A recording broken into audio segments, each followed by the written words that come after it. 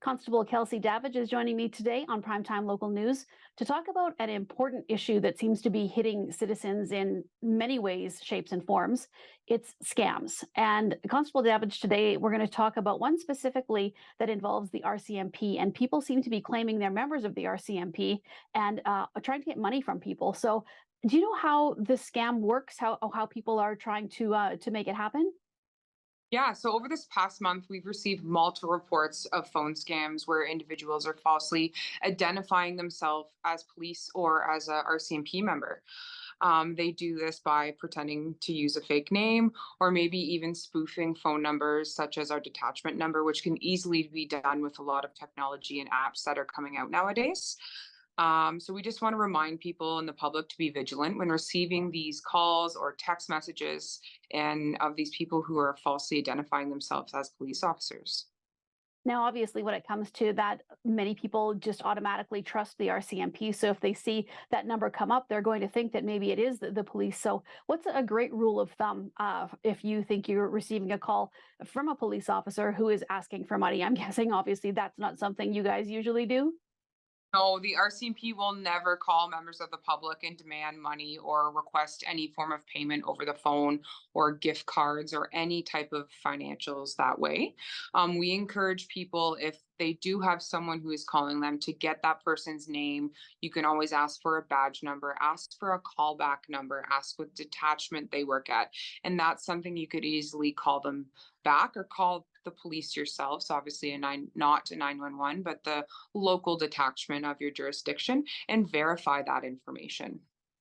We keep seeing reports of a number of different scams. There's the romance scam. There's a scam, the grandparent scam, they call it. It just seems like these scammers are getting more and more prolific and finding easy and different ways to get money from people. So, what are some general tips that people should, maybe set alarm bells off in their head if they receive an email or a phone call from one of these people, something that sounds a little bit out of sorts that should tip them off that it's not for real? Yeah, I would say always trust your gut instinct if they're sounding a bit off or what they're saying is not truthful, or you just feel that it's not real. Again, take down that information. You can always call back or call your detachment just to verify that that person says who they are.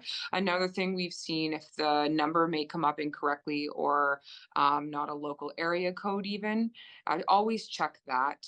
You could always visit the anti-fraud center online there, or anti-fraud center through Canada. If you just use Google, you can type that in and they have lots of tips and tricks that'll help you verify and kind of see these new trends that are changing.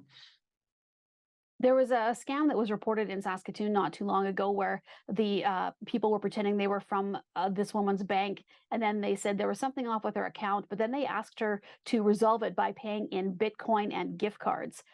No legitimate bank would it ask for something like that. So is that kind of something to keep in mind too, that if you get one of these calls that any legitimate, even a charity or organization wouldn't ask you to pay in something like that?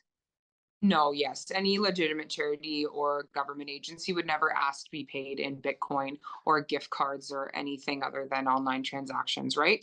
So again, verify who you're sending that to. We are seeing that these scammers and artists are getting very good at what they're doing, and it's so hard to tell online and who's being truthful to you. So always double check. That's the best rule of thumb. We would suggest anyone call the detachment and we could always help you out with that. Or if you feel like that it's not truthful, right?